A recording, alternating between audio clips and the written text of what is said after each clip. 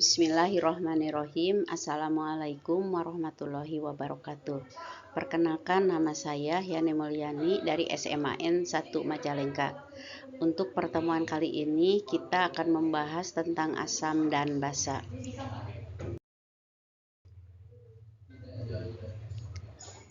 Teori asam yang pertama adalah teori Arrhenius, yaitu pada tahun 1859-1927 dia mengemukakan teori asam basa untuk kelarutan dengan pelarut air. Asam didefinisikan sebagai senyawa netral yang terionisasi dalam air menghasilkan ion H+. Adapun basa adalah senyawa netral yang dapat terionisasi dalam air menghasilkan ion OH-. Kekurangan teori asam basa Arrhenius antara lain adalah: pertama, hanya dapat diterapkan pada reaksi yang terjadi dalam air. Yang kedua, tidak dapat menjelaskan mengapa beberapa senyawa lain seperti CH4 tidak dapat membentuk asam padahal juga mengandung hidrogen dengan bilangan oksidasi positif 1. Yang ketiga, tidak dapat menjelaskan mengapa senyawa yang tidak memiliki OH- seperti natrium karbonat juga membentuk larutan yang bersifat basa jika dilarutkan ke dalam air. Yang kedua, teori Bronsted-Lowry. Pada tahun 1923, Johannes Bronsted dan Thomas Lowry mengusulkan definisi asam dan basa yang lebih luas daripada teori sebelumnya. Teori Bronsted-Lowry didasarkan pada asumsi bahwa asam akan memberikan satu ion H+ pada ion atau molekul pasangan reaksinya yang bertindak sebagai basa. Asam didefinisikan sebagai pendonor satu ion H+ pada basa, dan basa didefinisikan sebagai penerima ion H+ dari asam. Persamaan umumnya, basa ditambah asam menghasilkan asam sumber proton dan basa penerima proton.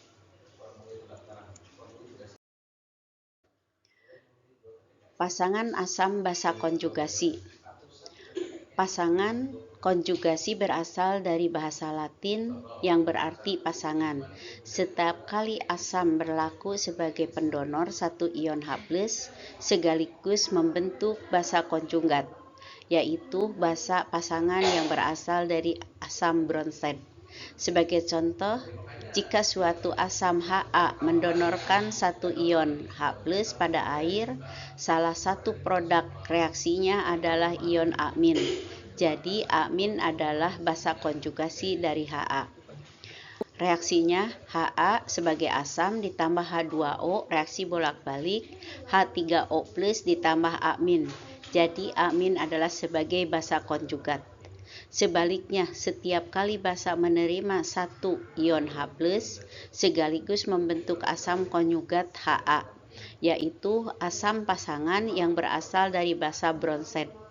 Amin sebagai basa ditambah H2O, reaksi bolak-balik OH- ditambah Ha sebagai asam konjugat.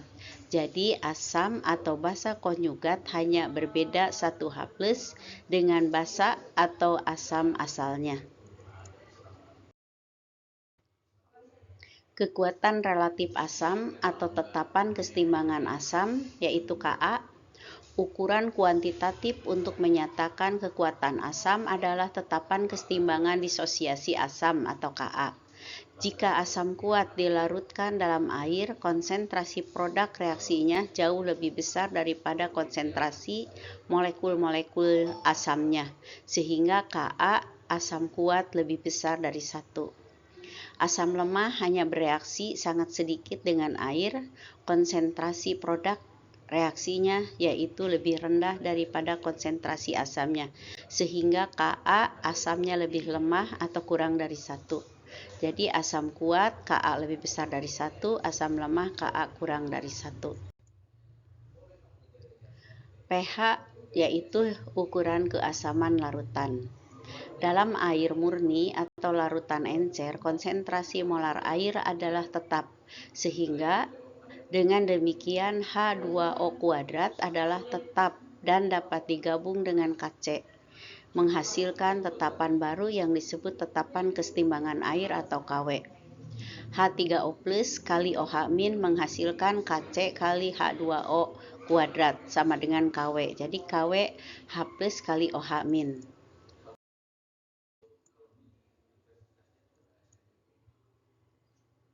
Untuk mempermudah penentuan tingkat keasaman secara kuantitatif, konsentrasi ion H3O+ dinyatakan dengan skala logaritma yang dikenal dengan skala pH, yaitu Sorensen 1868-1939 mendefinisikan pH sebagai negatif logaritma konsentrasi ion H3O+, atau pH sama dengan min logaritma konsentrasi H3O+, atau pH sama dengan min logaritma H+.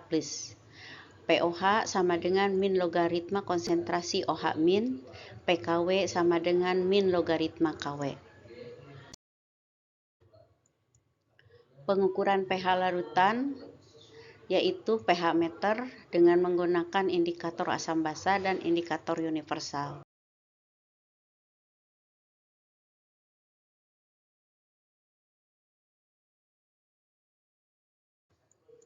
Derajat ionisasi adalah perbandingan jumlah mol zat terlarut yang terurai dilambangkan dengan T dengan jumlah mol zat terlarut awal dilambangkan dengan alfa. Jadi derajat ionisasi adalah jumlah mol zat terlarut yang atau terurai dibagi jumlah mol awal. Asam dan basa kuat tergolong elektrolit kuat, di mana alfa sama dengan 1, sedangkan asam dan basa lemah tergolong elektrolit lemah, di mana alfa kurang dari 0, lebih besar dari 0, dan alfa kurang dari 1. Asam kuat dan basa kuat. Larutan asam kuat dan larutan basa kuat mengandung zat terlarut yang terurai sempurna dalam air menjadi ion-ion pembentuknya. Berdasarkan jumlah ion H+ per molekul yang dapat dilepas ke dalam air, larutan asam dan basa digolongkan menjadi 3 jenis, yaitu asam dan basa monoprotik, diprotik, dan triprotik. pH larutan asam kuat monoprotik, H+ larutan sama dengan H+ zat terlarut ditambah H+ air. Pada konsentrasi HX yang tinggi, H+ air dapat diabaikan sehingga konsentrasi H+ larutan identik dengan konsentrasi H+ zat terlarut. pH larutan asam kuat diprotik, reaksi penguraian asam kuat H2X menjadi melalui persamaan reaksi sebagai berikut. Tahap pertama, ionisasi sempurna H2X menjadi H+ ditambah HX min. Tahap kedua, ionisasi sebagian HX min reaksi bolak-balik H+ ditambah X min 2+. Dari zat terlarut H2X, H+ total sama dengan H+ pertama ditambah H+ kedua. Karena H+ pertama lebih besar dari H+ kedua, maka H+ kedua dapat diabaikan sehingga H+ total identik dengan H+ pertama. Dengan demikian, H+ larutan identik dengan H+ pertama ditambah H+ air. pH larutan basa kuat monoprotik, OH min, konsentrasi OH min dari MOH sama dengan konsentrasi MOH. Reaksi ionisasi basa ini adalah MOH terurai menjadi M2+ akuis ditambah OH min akuis. Jadi konsentrasi OH min larutan sama dengan konsentrasi OH min zat terlarut ditambah konsentrasi OH min air. pH larutan asam kuat diprotik berbeda dengan asam kuat diprotik. Basa kuat diprotik terionisasi sempurna menghasilkan 2 ion OH min per molekulnya. Untuk basa kuat diprotik MOH 2 kali, reaksi ionisasinya adalah MOH 2 kali terurai menjadi M2+ ditambah 2 OH min akuis. Dengan demikian OH min, konsentrasi OH min sama dengan 2 kali konsentrasi MOH 2 kali. Untuk asam lemah dan basa lemah, Jika suatu asam lemah Ha terionisasi dalam air, konsentrasi Ha hanya berkurang sedikit. Dengan menganggap bahwa konsentrasi ion H+ yang terbentuk adalah X mol per liter, maka konsentrasi Ha setelah mencapai kesetimbangan adalah konsentrasi Ha setimbang sama dengan konsentrasi A awal dikurangi X. Karena nilai Ka rendah, maka nilai X sangat kecil sehingga dapat diabaikan. Dengan demikian konsentrasi Ha setimbang sama dengan konsentrasi Ha awal. pH asam lemah dan basa lemah monoprotik, pOH sama dengan min logaritma akar Kb kali BOH atau pH sama dengan 14 dikurangi pOH. pH asam lemah dan basa lemah diprotik, konsentrasi H+ kesetimbangan identik dengan H+ pertama. Faktor-faktor yang berpengaruh dalam kekuatan asam: keelektronegatifan, ukuran, muatan molekul atau ion, bilangan oksidasi atom pusat.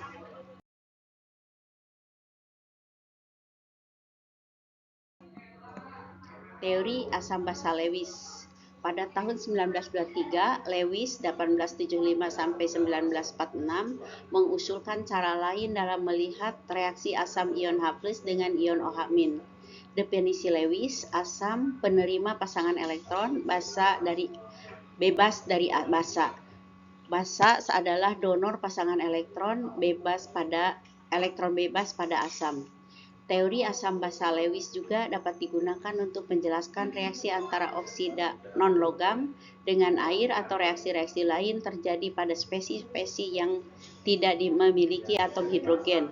Selain itu, teori ini juga dapat menjelaskan sifat amfoter suatu spesies.